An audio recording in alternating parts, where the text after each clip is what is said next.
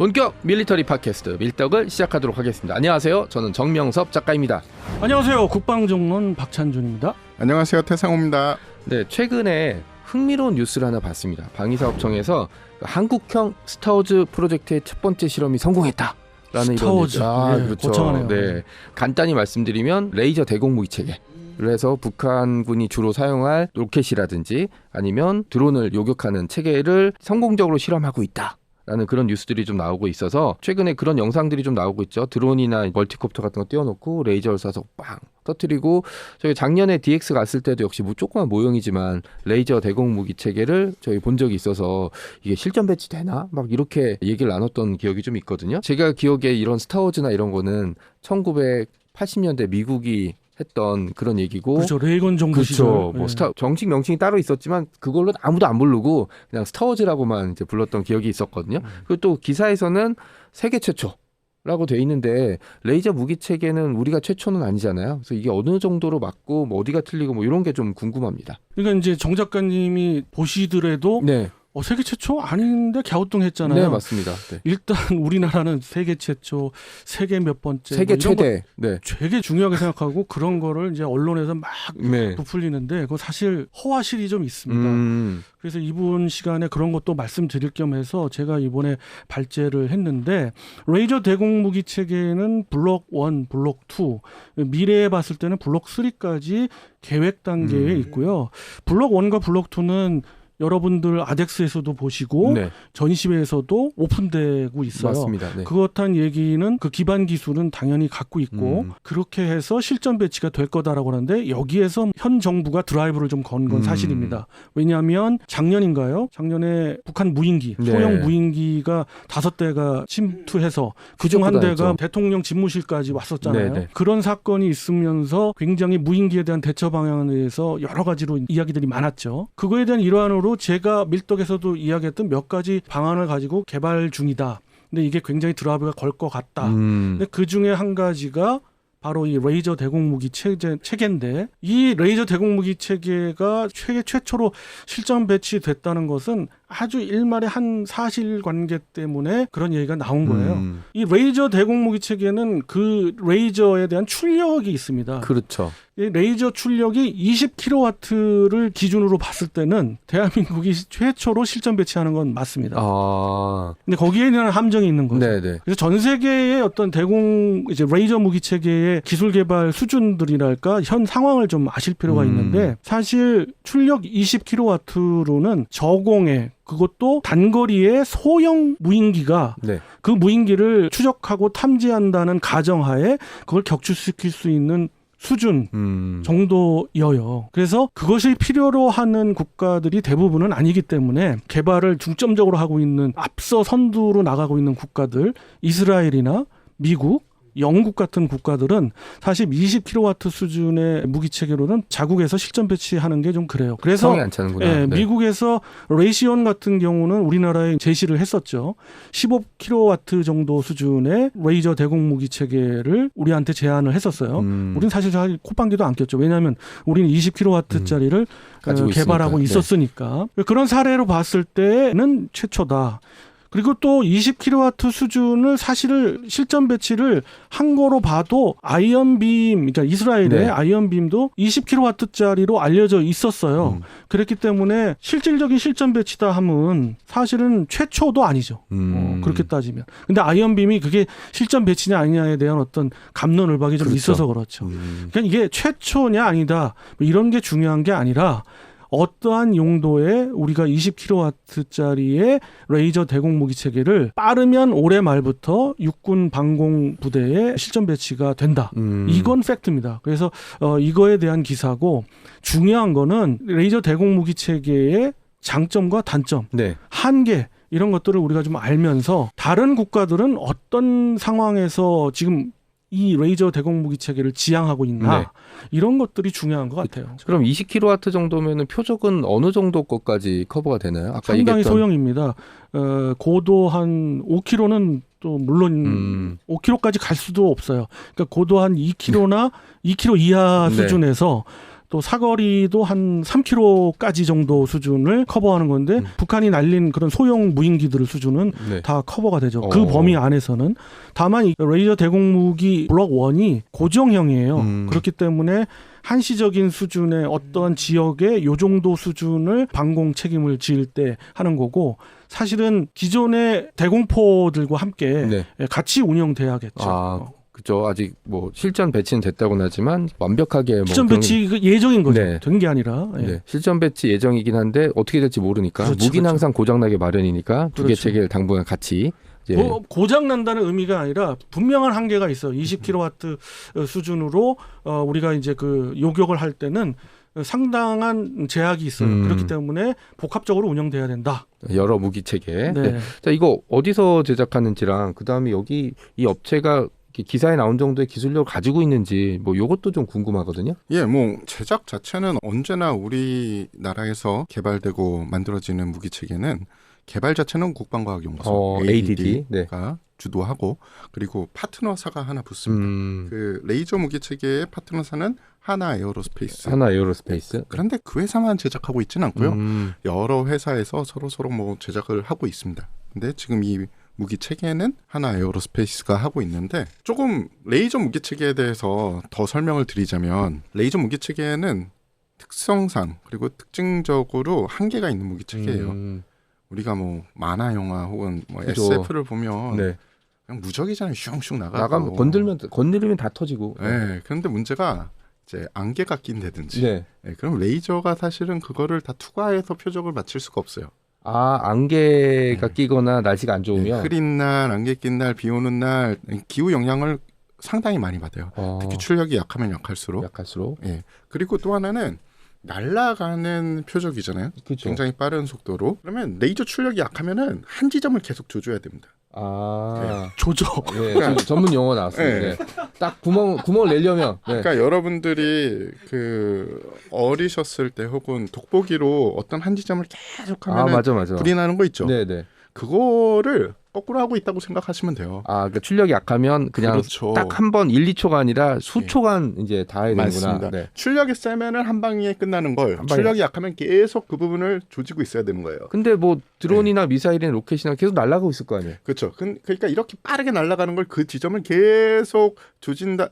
자꾸 조진다고 하니까 죄송한데 계속 주사라는 표현이죠. 주사를 한다라는 게 쉽지 않고요. 그렇죠. 또 하나, 만약에 이게 돌아가면서 날아가는 거면 어떻게 할 것인가. 네. 예, 그런 여러 가지 한계가 있는 무기체계이기 때문에 아까 말씀하신 것처럼 레이저 무기체계가 있으면 또 다른 이 고조하는 무기체계가 당연히 현재까지는 따라 붙어야 되는 거고, 그래서 선진국에서는 그런 무기체계를 개발을 해놓고 전력화하는 과정에 있으면서 심지어 해외에 배치를 해서 실전에 사용하면서도 우리가 배치했다라고 얘기 안 하는 이유가, 레이저 무기 체계의 또 하나의 문제 중에 하나는 에너지원입니다. 배터리예요. 전력.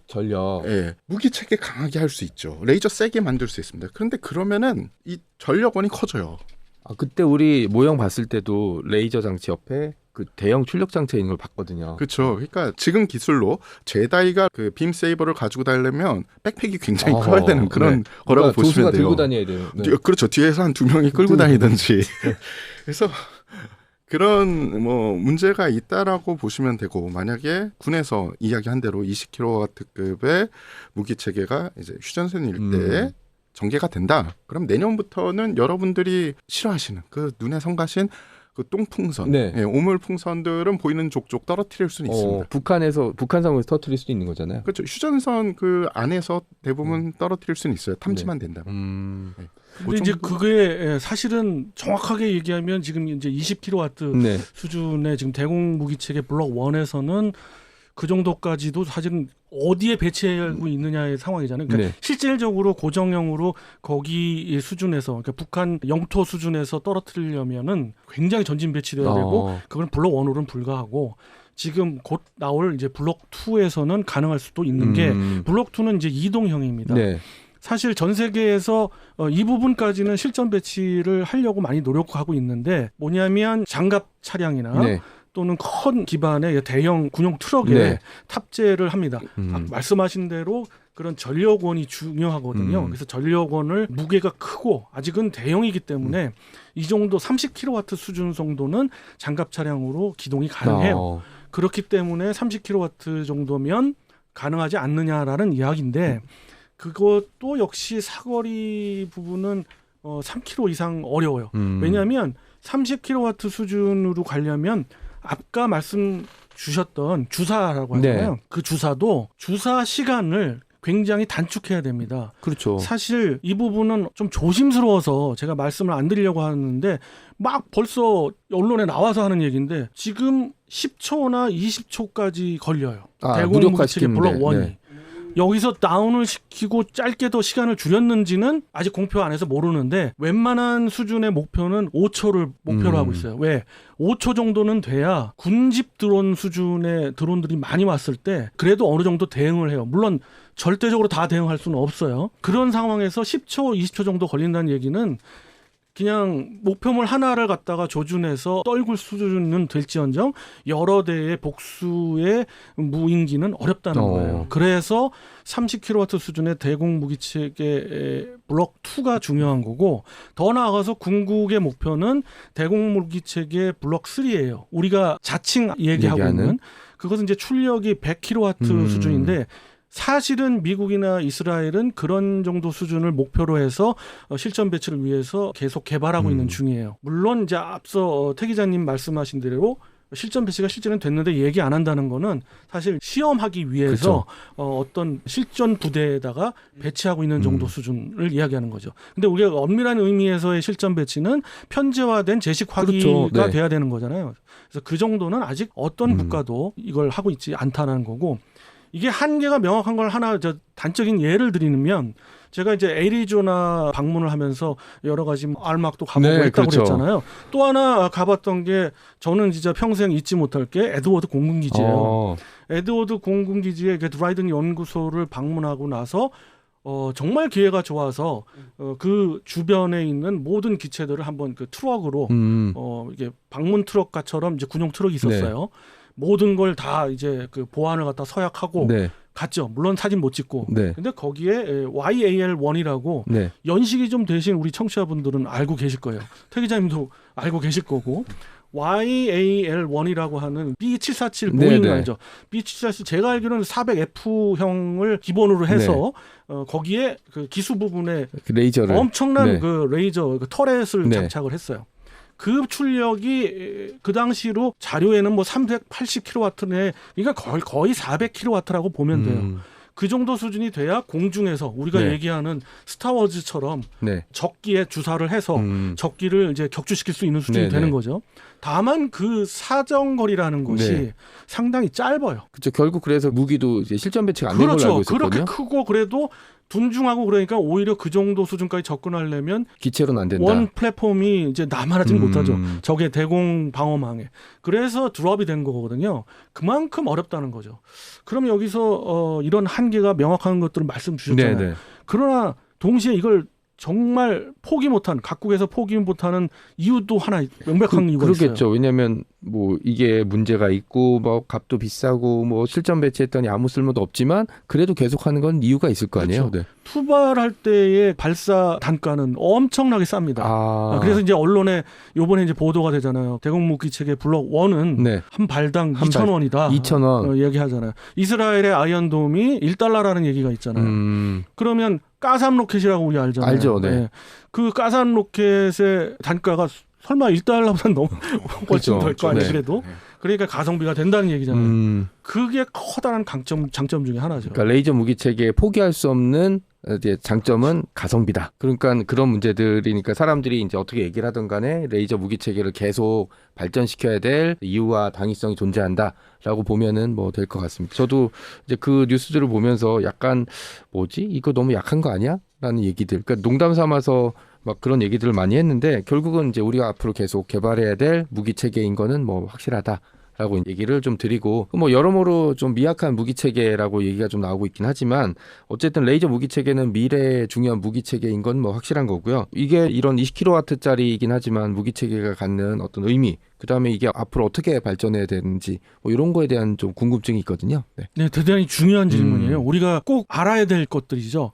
20kW의 대공 무기 체계, 물론 다른 국가에서는 필요치 않아서 실전 배치를 안 했지만 이것이 갖는 의미는 이게 다가 아니라는 거죠. 앞으로 이걸 계기로 계속해서 발전될 것이고, 앞서도 말씀드렸지만 그런 고출력의 레이저원으로 발사되는 무기체계, 좀 더 기술적으로 가면은 광섬유로 인한 그 모듈을 갖다가 이제 결합을 해서 네. 레이저를 쏘는 거예요. 이런 기술력으로 갔을 때에 100kW 수준이 정도는 돼야지 어떤 실효가 있다. 일반적인 대형 무인기랄지 혹은 고도 5km 정도의 저고도에서 기존의 대공 무기 체계를 대체할 수도 있는 그런 무기가 되는 거예요. 더 나아가서는 아까 주사 시간 말씀드렸잖아요. 그 주사 시간을 5초 이하, 뭐 지금 최종 궁극적인 목표는 1초입니다. 1초가 된다면은 아시잖아요. 똑딱 했을 때 하나 떨어져. 그러면 군집 드론이 들어와도 가능하다는 거죠. 한 발당 2,000원짜리가 계속해서 한 1초당 나간다고 봐요. 그러면 군집 드론은 무용지물이 되는 거죠. 근데 군집 드론뿐만 아니라 여러 가지 정찰 기체들, 이런 기체들이 탐지만 된다면 이거는 뭐 무용지물이 될 수밖에 없는 거죠. 그러한 커다란 의미가 있다. 첫 출발에 의미가 있다라는 걸 강조드리고 싶고요. 이제 보면은 우리가 얼핏 생각해도 결국은 이 대공무기 체계, 레이저 기반의 대공무기 체계가 앞으로도 발전하려면 결국 단점을 극복해내야 되면 되잖아요. 그렇죠. 이 한계점 중에 하나는 아까 태 기자님 잘 말씀 주셨듯 에너지원이에요. 출력을 그렇죠. 어느 정도 전력원의 문제인데 그럼 이 전력원을 어떻게 하면 고출력으로 발전시킬 수 있는가? 이 얘기 나오잖아요. 그렇죠. 우리가 한 3차례 걸쳐서 한번 이야기 드린 것 같아요. 소형 모듈 원자로.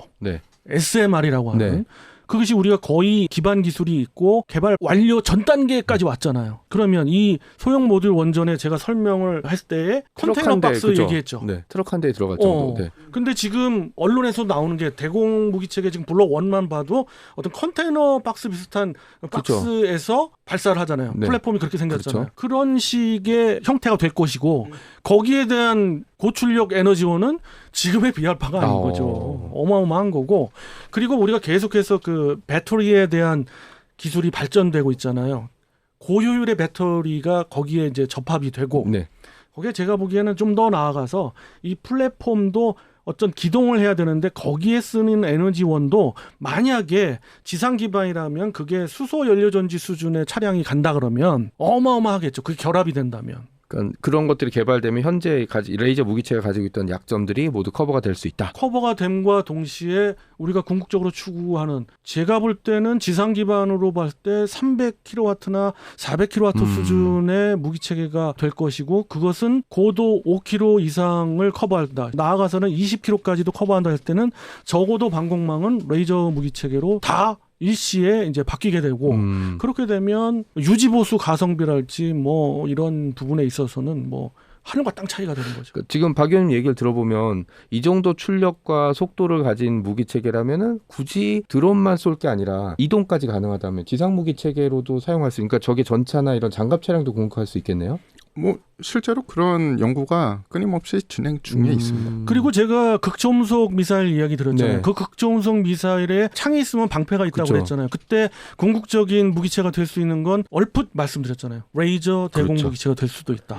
먼 미래이기도 하고. 이게 주사 시간 1초다. 했을 때는 분명 대응 가능합니다. 대응 가능하겠죠. 예, 그게 전력원이 그러한 고출력의 전력원일 경우는. 이게 저는 잘 몰라서 먼 미래 얘기 뭐 이렇게 생각을 했는데 지금 두 분 얘기를 들어보니까 현실에 한 발짝 다가오는 중요한 무기체가 될 수 있다라는 얘기를 좀 들어봤습니다. 여러분 어떻게 들으실지 모르겠지만 저는 굉장히 흥미롭게 좀 봤었고요. 한 가지만 더 말씀드리면 거듭 이야기 드리는 것 중에 하나가 우리가 이런 분야에서 뒤처져 있는 건 아니다라는 거예요. 바로 지금 한 발 앞서 있는 국가들의 바로 밑에 턱밑까지 쫓아왔다는 거예요. 그렇기 때문에 우리도 그 방향으로 가고 있다. 자신 있습니다. 하나 에어로스페이스에서 개발 중이라는 레이저 무기체계에 대해서 좀 알아봤고요. 아직 갈 길이 멀긴 하지만 우리가 제대로 걷고 있다. 그리고 우리 앞에 별로 없다. 뭐 이런 얘기들을 좀 나눠봤습니다. 관련해서 더 얘기거리가 있으면 추가로 저희가 정보를 모으고 얘기를 한번 나눠보는 시간을 준비하도록 하겠습니다. 이번 시간은 이걸로 마무리하도록 하고 다음 시간에 또 뵙도록 하겠습니다. 여러분 안녕히 계세요.